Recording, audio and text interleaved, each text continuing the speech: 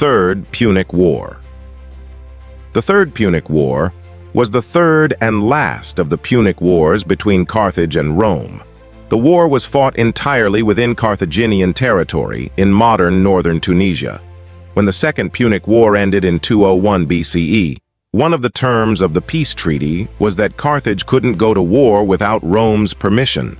Rome's ally, King Massinissa of Numidia, took advantage of this to repeatedly raid and seize Carthaginian territory with no consequences.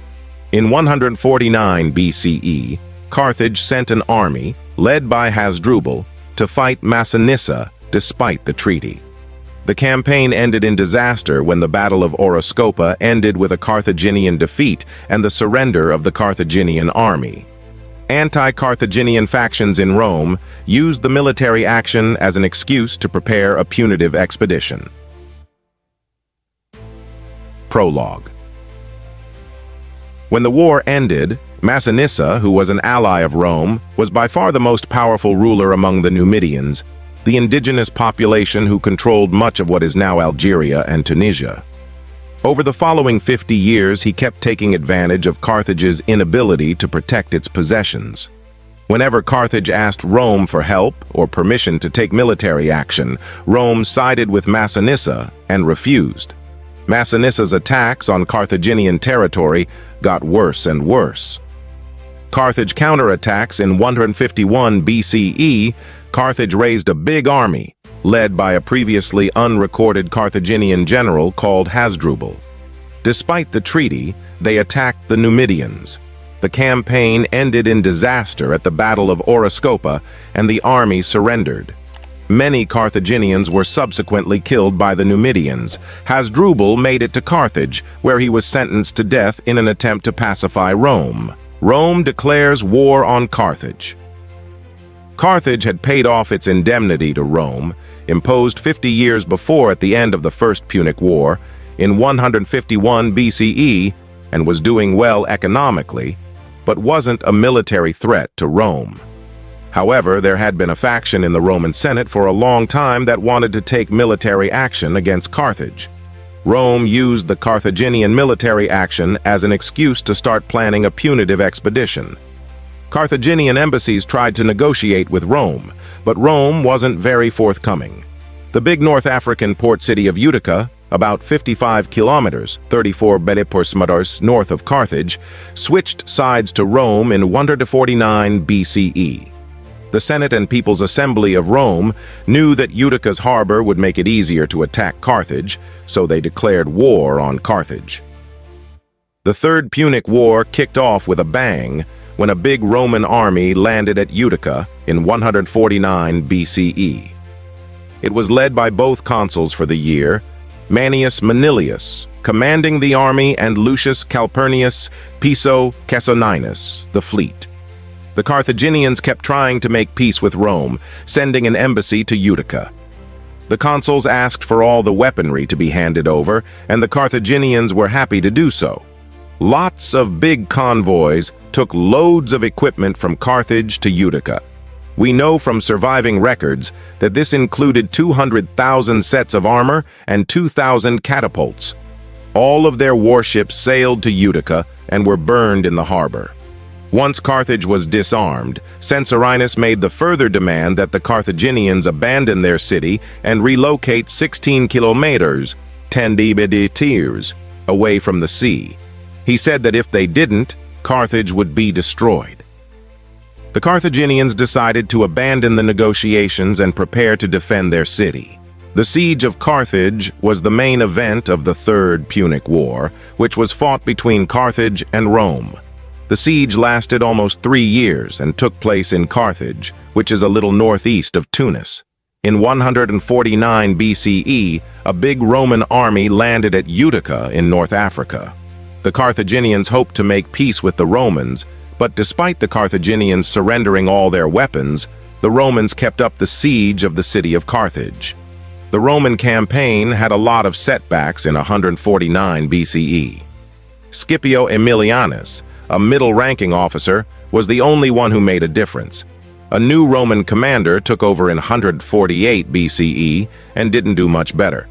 At the annual election of Roman magistrates in early 147 BCE, the public was so behind Scipio that they voted him in as commander in Africa despite the usual age restrictions. Scipio's term started with 2 Carthaginian wins, but he tightened the siege and started building a big mole to stop supplies getting into Carthage via blockade runners. The Carthaginians had rebuilt part of their fleet and set sail, much to the Romans' surprise. After an inconclusive battle, the Carthaginians made a mess of their retreat, losing many ships in the process. The Romans then built a big brick structure in the harbor area, which basically dominated the city wall. In the spring of 146 BCE, the Romans launched their final assault, and over 7 days systematically destroyed the city and killed its inhabitants. They only took prisoners on the last day, 50,000, who were sold into slavery. The former Carthaginian territories became the Roman province of Africa, with Utica as its capital. It took about a century for the site of Carthage to be rebuilt as a Roman city. Battle of Lake Tunis. The Battle of Lake Tunis was a series of battles in the Third Punic War fought in 149 BCE between the Carthaginians and the Roman Republic. Roman consuls Manius Manilius and Lucius Marcius Censorinus tried several times to break through the walls of Carthage with their own forces, but they didn't succeed. Later on, the Carthaginians launched fire ships, which pretty much destroyed the Roman fleet. Eventually, Censorinus went back to Rome, leaving Manilius to keep fighting. Second year. In 148 BCE, the Romans elected 2 new consuls, but only one of them was sent to Africa. Calpurnius Piso was in charge of the army, while Lucius Hostilius Mancinus was in charge of the navy as his subordinate. He relaxed the blockade of Carthage and tried to finish off the other cities that were supporting Carthage. He didn't succeed. Neapolis surrendered and was subsequently sacked, but Aspis held out against attacks from both the Roman army and navy, while Hippo was besieged but failed to fall. A Carthaginian attack from Hippo destroyed the Roman siege engines, forcing them to break off the campaign and go into winter quarters. Hasdrubal, who was already in charge of the Carthaginian field army, overthrew the civilian leadership of Carthage and took command himself. Carthage joined forces with Andriscus, who was trying to claim the Macedonian throne. Andriscus invaded Roman Macedonia, defeated a Roman army, was crowned King Philip VI, and sparked the Fourth Macedonian War. Scipio takes charge. Scipio was elected consul and given sole command in Africa, which was usually allocated to the 2 consuls by lot. He was given the usual right to conscript enough men to make up the numbers of the forces there, and the unusual entitlement to enroll volunteers. Scipio moved the Romans' main camp back to near Carthage, with a Carthaginian detachment of 8,000 keeping a close eye on things. He gave a speech demanding better discipline and got rid of any soldiers he thought weren't pulling their weight or weren't motivated. He then led a successful night attack and broke into the city with 4,000 men. In the dark, the Carthaginian defenders panicked and fled after initially putting up a strong fight. Scipio decided that his position would be untenable once the Carthaginians reorganized themselves in daylight, so he withdrew. Hasdrubal was horrified at the way the Carthaginian defenses had collapsed. He had Roman prisoners tortured to death on the walls in sight of the Roman army. He was trying to keep the Carthaginian citizens motivated to resist. From this point on, there was no way to negotiate or even surrender. Some members of the city council spoke out against his actions, and Hasdrubal had them killed. He then took full control of the city. The renewed close siege cut off landward entry to the city, but it was almost impossible to block the seaward side with the technology available at the time. Scipio was frustrated at the amount of food being shipped into the city, so he built an immense mole to cut off access to the harbor via blockade runners. The Carthaginians came back with a new channel from their harbor to the sea. The Carthaginians had built a new fleet, and once the channel was complete, they sailed out, catching the Romans off guard. Battle of the Port of Carthage. In the summer of 147 BCE, during the siege of Carthage, the Roman fleet, under the command of Lucius Hostilius Mancinus, kept a close watch on the city from the sea.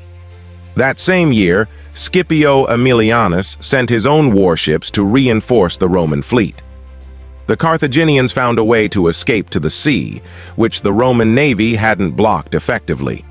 They put their fleet of 50 triremes and smaller numbers of other vessels to sea to confront the invading fleet. They went up against the Roman fleet outside the port of Carthage and managed to repel the attacks, inflicting heavy casualties on the Romans. As the battle went on, the Carthaginians decided to head back to port. During this operation, the smaller ships in the Carthaginian fleet blocked the entrance to the port, forcing the Roman vessels to move into shallower waters. A lot of the smaller Carthaginian vessels were sunk, but by dawn, most of them had made it back to port safely. This win for the Carthaginian navy wasn't enough to break the blockade by the Roman navy. Battle of Nepherus. After the Roman defeat at the Battle of the Port of Carthage, Scipio Aemilianus decided to destroy the Carthaginian army at Nepherus, a stronghold south of the capital where the previous year the Romans had suffered a defeat at the First Battle of Nepherus against Hasdrubal the Boeotarch. In 147 BCE, the Romans blockaded Carthage and effectively cut off all supplies being sent to the defenders at Nepherus, who were being defended by Diogenes of Carthage. Scipio surrounded the Carthaginian camp, forcing them to come out and fight the smaller Roman army. The Carthaginians were surrounded and soundly defeated, with thousands of soldiers killed during the battle. The majority of the Carthaginian force was taken prisoner, while only 4,000 managed to escape. The capture of Nepherus marked a turning point in the morale of the defenders of Carthage, which would fall a few months later. The fall of Carthage, Scipio's role as the Roman commander in Africa was extended for a year in 146 BCE. In the spring, he launched a full-scale assault from the harbor area, which successfully breached the walls. Over 6 days, the Romans systematically worked their way through the residential part of the city, killing everyone they encountered and setting fire to the buildings behind them. On the last day, Scipio agreed to accept prisoners, except for 900 Roman deserters in Carthaginian service, who fought on from the Temple of Eshmun and burnt it down around themselves when all hope was gone. At this point, Hasdrubal surrendered to Scipio on the promise of being allowed to live and being free. Hasdrubal's wife, watching from a rampart, then blessed Scipio, cursed her husband, and walked into the temple with her children to burn to death. Epilogue. Carthage, Tunisia. Rome was set on keeping the city of Carthage in ruins. The Senate sent a 10-man commission to oversee the demolition, and Scipio was ordered to carry out further work. Anyone who tried to settle the site again was cursed. The former site of the city was taken over by the government as public land. Scipio celebrated a triumph and took the agnomen Africanus, as had his adoptive grandfather.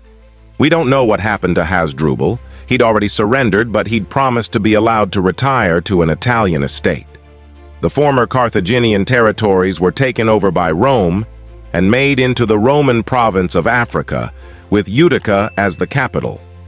The province became a major source of grain and other food. The Punic cities that had stuck with Carthage until the end were given to Rome as ager publicus, or, as in the case of Bizerta, were destroyed.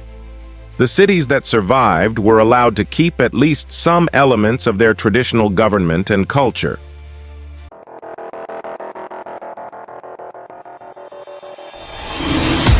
We offer you deep historical information from history on YouTube channel. Subscribe.